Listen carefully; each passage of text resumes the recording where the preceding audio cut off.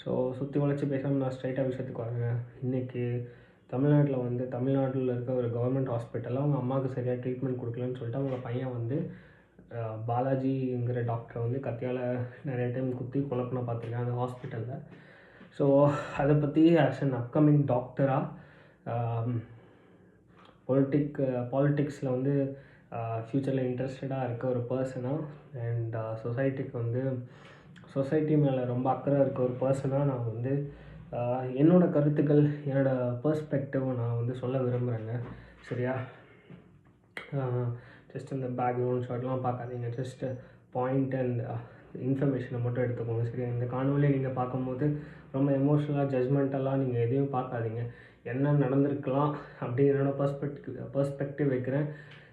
End of the டே ஃபைனலாக நமக்கு வந்து விசாரணை முடிச்சு கோர்ட் என்ன தீர்வு கொடுக்குதோ அதுதான்.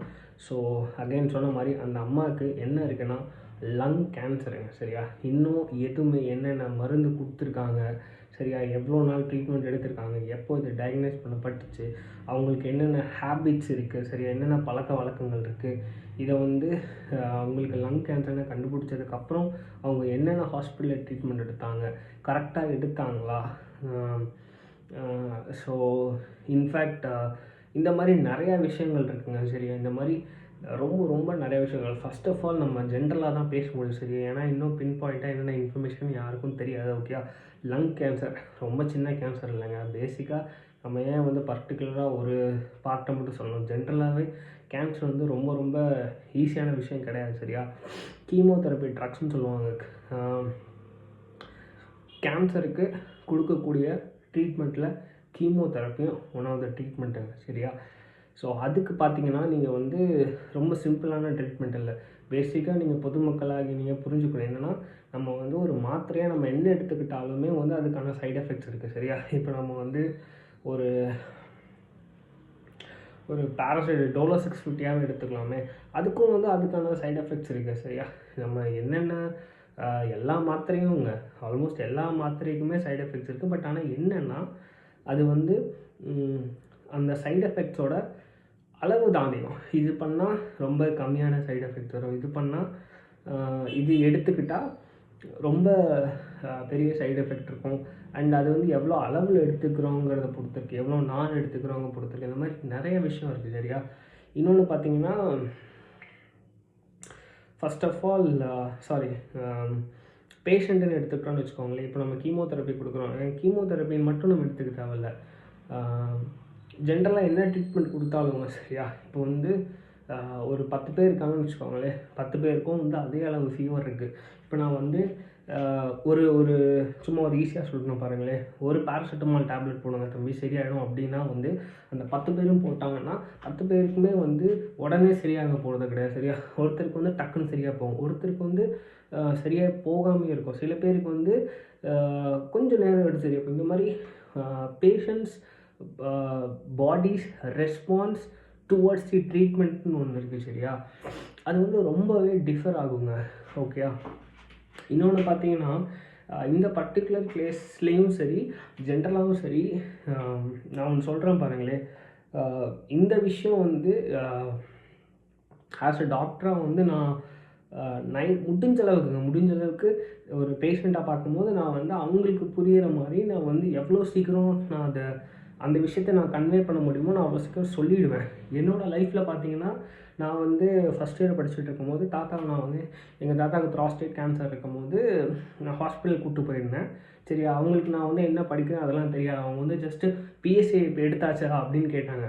சரியா? பிஎஸ்சினா எனக்கு தெரியும், ப்ராஸ்டேட் ஸ்பெசிஃபிக் ஆன்டிஜன் டெஸ்ட் அப்படின்னு எனக்கு தெரியும். ஆனால் வந்து இதே எங்கள் வீட்டிலேருந்து வேறு யாரும் இப்போ அம்மா கூப்பிட்டு போயிருந்தாங்க இல்லை பெரியம்மா கூப்பிட்டு போயிருந்தாங்க அப்படின்னா வந்து டக்குன்னு அவங்க டாக்டர் வந்து கேட்கும் போது கண்டிப்பாக ரியாக்ட் பண்ணியிருக்க முடியாது. சரியா?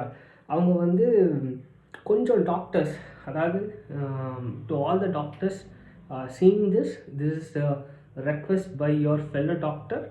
என்னென்னா, நம்ம முடிஞ்ச அளவுக்கு வந்து பேஷண்ட்டுக்கு கொஞ்சம் புரிகிற மாதிரி சொன்னால் கொஞ்சம் பெட்டராக இருக்கும்னு நினைக்கிறேன். All over the country, all over the world நான் சொல்ல வரேன்.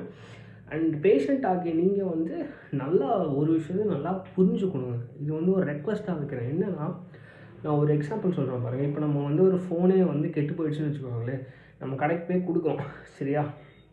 கடைக்கு போய் கொடுத்துட்டு அவன் என்ன சொல்லுவான், இந்த மாதிரி உள்ளே வந்து ப்ராசஸர் போயிடுச்சுங்க, ஸ்க்ரீன் போயிடுச்சுங்க, இந்த மாதிரி தண்ணி உள்ளே போயிட்டு இது போயிடுச்சுங்க அப்படின்னு சொல்லுவான்.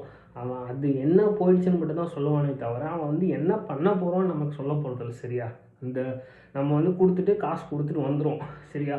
அவன் வந்து உள்ளே ஃபுல்லாக கழட்டி அவன் ப்ராசஸை சொல்ல போகிறதில்ல. சொன்னாலும் நமக்கு புரிய போகிறது. ஏன்னா நமக்கு வந்து இந்த ஃபோனை பற்றி தெரியாது.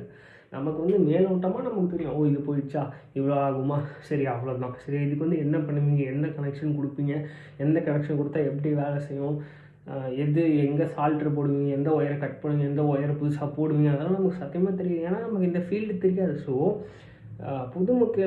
பொதுமக்கள் ஆகிய நீங்கள் தயவு செஞ்சு டாக்டர் ஒரு விஷயம் சொல்லும் போது உங்களுக்கு வந்து தெரியல அப்படின்னா நீங்கள் வந்து ஒரு டைம் ரெக்வஸ்ட் பண்ணி கேளுங்க.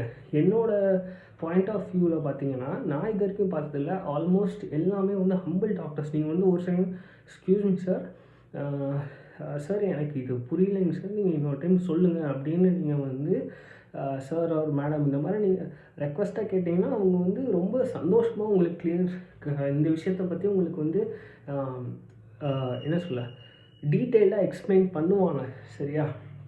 நம்ம வந்து ஆஸ் பேஷண்ட்ஸாக முழுசாக நம்பணும், கரெக்டாக நடந்துக்கணும் சரியா. இன்னொன்றுங்க, இங்கே யாரும் வந்து தப்பாக ட்ரீட்மெண்ட் கொடுக்கணும் அப்படிலாம் வந்து யோசிக்கிறதே இல்லைங்க சரியா. ஃபஸ்ட் ஆஃப் ஆல் நீங்கள் புரிஞ்சுக்கணுங்க, நான் ரொம்ப ஹம்பிளாக தான் சொல்லிட்டுருக்கேன். டாக்டர் படிக்கிறது ஜஸ்ட் அந்த பேச்சுலர்ஸ் எம்பிபிஎஸ்ங்கிற டிகிரிங்கிறது ரொம்ப ஈஸியான விஷயம் இல்லைங்க. அது வந்து ஒரு உயிரே போயிடும். ஹானஸ்ட்டாக சொல்ல போனால் வந்து நீங்கள் வந்து ரொம்ப ரொம்ப கஷ்டப்பட்டு படிக்கணும் சரியா. பிடிச்சி தான் போகிறாங்க, அது இல்லைன்னு சொல்லலை. யாரும் வந்து இதுதான் படிக்கணும்னு அங்கே தான் போகணும், நாங்கள் தான் பிடிச்சி எடுக்கிறோம் சரியா. ஆனால் அது வந்து ஒரு மாதிரி ஈஸியான விஷயம் கிடையாதுங்க. ஆல்மோஸ்ட் 6 இயர்ஸ் ஆகும் படித்து முடிக்கிறதுக்கு. நாங்கள் படித்து முடிக்கிற போதெல்லாம் பார்த்தீங்கன்னா எங்கள் கூட படித்த பசங்கள்லாம் வந்து வேலைக்கு போய்டுவாங்க. நாங்கள் வந்து எம்பிபிஎஸ் பேச்சுலர்ஸ் டிகிரி மட்டும் வச்சு எதுவும் பண்ண முடியாது. ஃபஸ்ட்டு நீட் எழுதணும், ஃபஸ்ட்டு ஒரு என்ட்ரன்ஸ் எக்ஸாம் எழுதிக்கிட்டு 6 வருஷம் முடிச்சதுக்கப்புறம் நாங்கள் திருப்பி வந்து இன்னொரு ரொம்ப கஷ்டம், அதை விட ஒரு 10 மடங்கு கஷ்டமான ஒரு என்ட்ரன்ஸ் எக்ஸாம் எழுதி அடுத்த போஸ்ட் கிராஜுவேஷன் படிக்கணும். படித்ததுக்கப்புறம் தான் அதுக்கப்புறம் 3 வருஷம் ஒரு கோர்ஸ் பண்ணணும். அதுக்கப்புறம் எங்களுக்கு இந்த மாதிரி நிறைய விஷயங்கள் படிக்கிறதுக்கு ரொம்ப நாள் ஆகும் சரியா. ரொம்ப சாதாரண லேசுப்பட்ட விஷயம் கிடையாது. ரொம்ப மென்டலாக ரொம்ப ஸ்ட்ரெஸ்ஃபுல்லாக இருக்கணும். ரொம்ப மென்டலாக ரொம்ப ஸ்ட்ராங்காக இருக்கிறவங்களால தான் அதை கடந்து போக முடியும். அண்ட் நாங்கள்லாம் வந்து ரொம்ப கஷ்டப்பட்டு மென்டலாக எவ்வளோ முடியுமோ ஸ்ட்ராங்காக இருந்து தான் நாங்கள் வந்து கிராஜுவேட் ஆகிட்டு வெளில வரோம். ஸோ நீங்கள் பொதுமக்களாகி நீங்கள் எல்லாத்தையும் புரிஞ்சுக்கோங்க சரியா.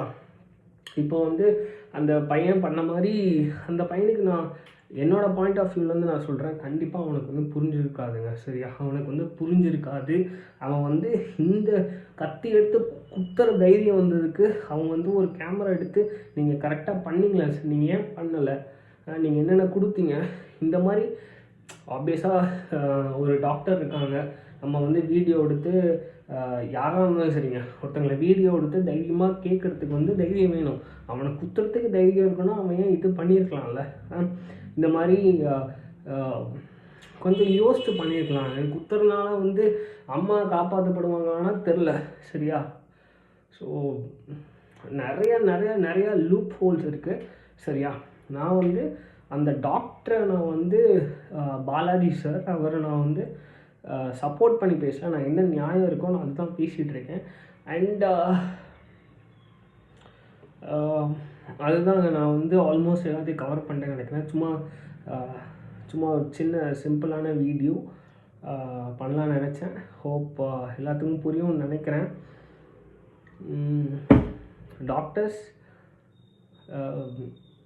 அவங்கெல்லாம் கிரேட்டுங்க. God is great, but the thing is doctor is more than God, lesser than nobody. என்னை பொறுத்த வரைக்கும் நான் வந்து நிறைய இடத்துல இருந்திருக்கேன். நம்ம தாத்தா கூப்பிட்டு போகும்போது சரி, அம்மாச்சி கூப்பிட்டு போகும்போது சரி, இல்லை நம்மளே போகும்போதும் சரி, யூனோ. ஸோ புரிஞ்சுப்பீங்கன்னு நம்புகிறேன். ஏதோ என்னால் ஒரு கரெக்டாக நான் வந்து இப்போ ஃபுல்லாக தெளிவாக பேசல அந்த வீடியோவில். அதுக்கு வந்து ரொம்ப பெரிய டைம் ஆகும். பட் சின்ன ஒரு பெர்ஸ்பெக்டிவ், என்னோடய பெர்ஸ்பெக்டிவ் மட்டும் இந்த காணொலியில் நான் பதிவு செஞ்சுருக்கேன். Thank you so much.